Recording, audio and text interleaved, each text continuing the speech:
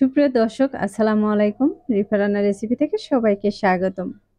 আজ আমি তৈরি করে দেখাবো আটা আর আলু দিয়ে সকালে কিংবা বিকেলের জন্য খুবই ইউনিক একটি নাস্তার রেসিপি, যা হাতের কাছে থাকা সামান্য কিছু উপকরণ দিয়ে তৈরি করে নিতে পারবেন। এই নাস্তাগুলো বানানো যেমন সহজ আর খেতেও কিন্তু ভীষণ মজার।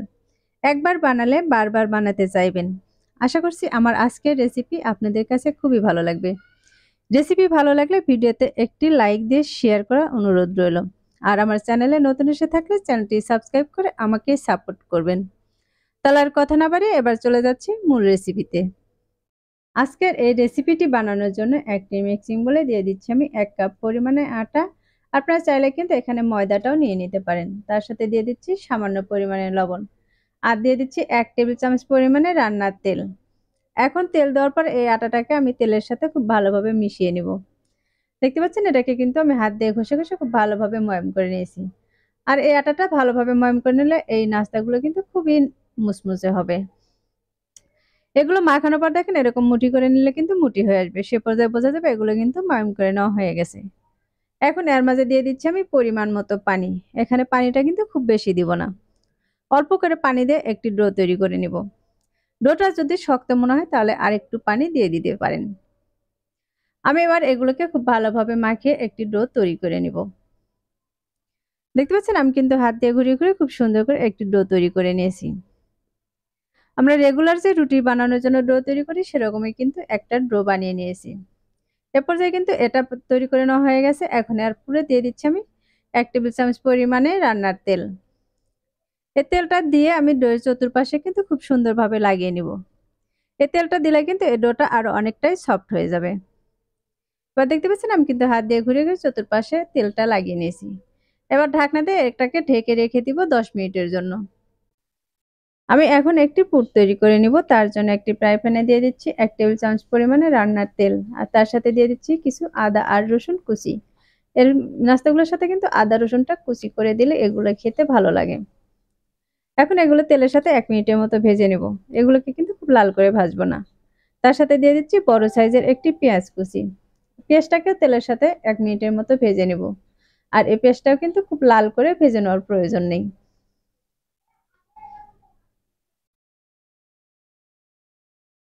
দেখতে পাচ্ছেন, এই পেঁয়াজগুলো কিন্তু আমি নেড়েচেড়ে 1 মিনিটের মতো ভেজে নিয়েছি। আর এই পেঁয়াজটা কিন্তু খুব লাল করে ভেজে নিইনি।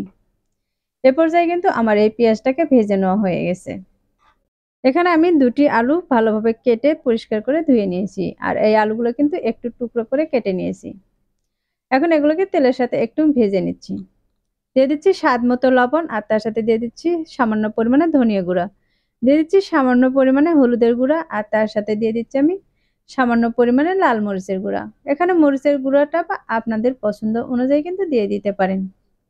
এখন এই শুকনো মশলাগুলো আমি আলুর সাথে ভালোভাবে মিশিয়ে নেব।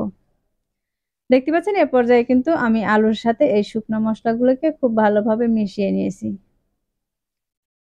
এগুলো মেশানো হয়ে গেছে। আর এখন এর মাঝে দিয়ে দিচ্ছি পরিমাণ মতো পানি। এখানে পানিটা দিয়ে আমি এই আলুটাকে কিন্তু সেদ্ধ করে নেব।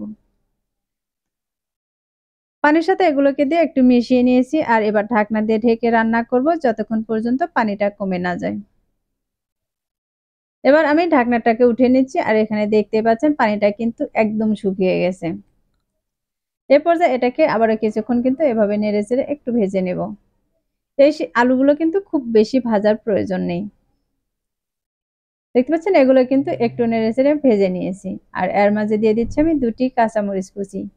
মরিচটা কিন্তু লাস্টে দিলে এগুলোর ফ্লেভারটা খুবই ভালো আসে আর কালারটাও কিন্তু একদম ঠিকঠাক থাকে। এখন এর মাঝে দিয়ে দিচ্ছি আরো কিছু ধনিয়া পাতা কুচি। আমি এখানে কিন্তু খুব বেশি পরিমাণে ধনিয়া পাতাটা দেইনি। সামান্য পরিমাণে ধনিয়া পাতা দিয়ে দিচ্ছি। আর একটু ধনিয়া পাতা দিলে এগুলো খেতে কিন্তু খুবই ভালো লাগে। এবার সবগুলোকে আমি ভালোভাবে নেড়েচেড়ে মিশিয়ে নিব। এগুলো মিশিয়ে নেওয়ার পর আমি কিন্তু চুলাটাকে অফ করে দিব। আর এ পর্যায়ে দেখতে পাচ্ছেন এগুলো কিন্তু আমার ভাজা হয়ে গেছে। এখন এখান থেকে আলুগুলোকে আমি একটি বাটিতে উঠিয়ে নিব। আমি সবগুলো আলু এই বাটিতে উঠিয়ে নিচ্ছি। আমার এখানে সবগুলো উঠিয়ে নেওয়া হয়ে গেছে। এখন যে ডোটা আমি ঢাকনা দিয়ে ঢেকে রেখে দিয়েছিলাম, সে ডোটাকে আমি দেখিয়ে দিচ্ছি কতটা সফট হয়েছে।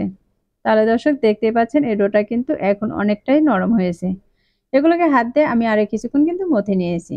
আর এখানে আমি ছোট ছোট করে লেচি কেটে নিচ্ছি। আমি আজকে যে কয়েক পিস নাস্তা রেডি করব সেই কয়েক পিসই কিন্তু এখানে কেটে নিচ্ছি। আপনারা এগুলো ছোট বড় মাঝারি যে কোনো সাইজের কিন্তু করে নিতে পারেন। এখান থেকে একটি লেচি হাতে নিয়ে আমি এভাবে হাত দিয়ে মুড়ে মুড়ে খুব সুন্দর করে কিন্তু ছোট একটি বলের শেপ দিয়ে নিচ্ছি। দেখতে পাচ্ছেন এ পর্যায়ে কিন্তু আমি একটি বানিয়ে নিয়েছি, এবার আরেকটি বানিয়ে দেখিয়ে দিচ্ছি। আর এই একইভাবে কিন্তু আমি সবগুলোকে এরকম সুন্দর করে ছোট করে বলের শেপ দিয়ে নিব।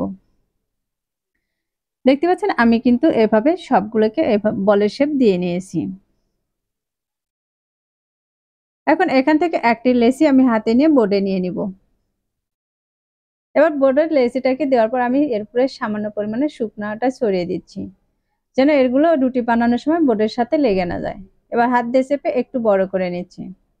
আর একটি রুটি বেলনা দিয়ে খুব সুন্দর করে একটি রুটি বেলে নিব। এই রুটিটা কিন্তু খুব পাতলা বানাবো না, আবার খুব মোটাও বানাবো না। আমরা রেগুলার রুটি পরোটার জন্য যেরকম একটি রুটি বানাই সেরকম কিন্তু একটি রুটি বেলে নিব। এই রুটিটা কিন্তু খুব বড় করে বানাতে হবে না। দেখতে পাচ্ছেন এ পর্যায়ে কিন্তু আমি বেশ কয়েকবার উল্টিয়ে পাল্টিয়ে এই রুটিটাকে বানিয়ে নিয়েছি। আর রুটিটা কতটুকু বড় বানিয়েছি তা কিন্তু দেখে বোঝা যাচ্ছে।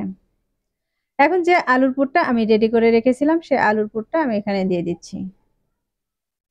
এখানে খুব বেশি আলুর পুরটা কিন্তু দেওয়া যাবে না, দিলে দেখা যাবে এগুলো কিন্তু ভাঁজ দিয়ে নেওয়া যাবে না। এখন এক মাথা উঠিয়ে আমি ভালো করে হাত দিয়ে চেপে চেপে লাগিয়ে নিচ্ছি। এবার দেখতে পাচ্ছেন আমি কিন্তু মাঝ বরাবর আবারও উঠিয়ে নিচ্ছি। এবার উঠিয়ে নেওয়ার পরে দেখেন একটা কিন্তু তিন কোণা একটা শেপ হয়ে গেছে। আর এগুলো কিন্তু হাত দিয়ে চেপে চেপে ভালো করে লেগে নিতে হবে, যেন এগুলো তেলে ভাজার পরে খুলে না যায়। আর দেখতে পাচ্ছেন এ পর্যায়ে কিন্তু একটিকে বানিয়ে নেওয়া আমার হয়ে গেছে। আর একইভাবে কিন্তু আমি বাকিগুলোকেও বানিয়ে নিব।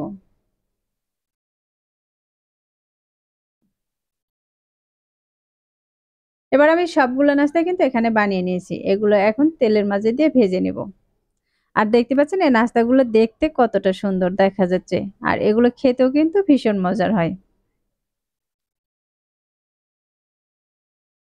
এখন এখানে একটি ফ্রাই প্যান বসিয়ে দিয়েছি, আর এর মাঝে দিয়ে দিচ্ছি আমি পর্যাপ্ত পরিমাণে তেল। এগুলো ভাজার জন্য তেলের পরিমাণটা কিন্তু একটু বেশি করেই দিতে হয়। এখানে তেলটা দিয়ে দিয়েছি, এখন এর মাঝে যে নাস্তাগুলো আমি বানিয়ে রেখেছিলাম সেগুলোকে দিয়ে দিচ্ছি। এখানে যে কয়েক পিস দিয়ে ভাজা সম্ভব হবে সেই কয়েক পিসই কিন্তু আমি দিয়ে দিব।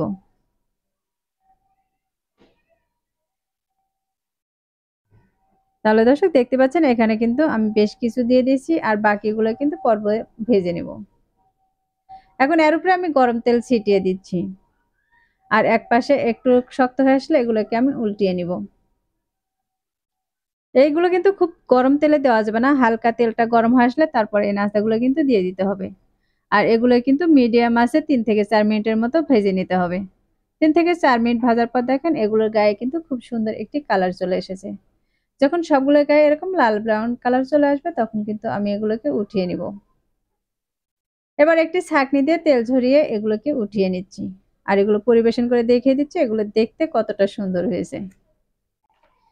তাহলে দর্শক দেখতেই পেলেন এই নাস্তাগুলো বানানো কতটা সহজ। হাতের কাছে থাকা সামান্য কিছু উপকরণ দিয়ে কিন্তু এই নাস্তাগুলো বানিয়ে নিতে পারবেন। সকালে কিংবা বিকেলে এই নাস্তাগুলো খেতে কিন্তু খুবই ভালো লাগবে। আশা করছি প্রতিদিনের মতো আমার আজকের রেসিপি আপনাদের কাছে খুবই ভালো লেগেছে আর সহজও লেগেছে।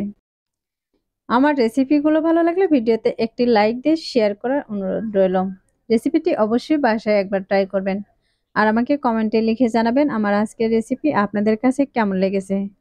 আমার চ্যানেলটি এখনো সাবস্ক্রাইব করে না থাকলে চ্যানেলটি সাবস্ক্রাইব করার অনুরোধ রইল। পরবর্তী রেসিপি দেখার আমন্ত্রণ জানিয়ে আজকের মতো এখানেই বিদায় নিচ্ছি। সবাই ভালো থাকবেন, সুস্থ থাকবেন, আর আমার ভিডিওর সাথেই থাকবেন। আল্লাহ হাফেজ।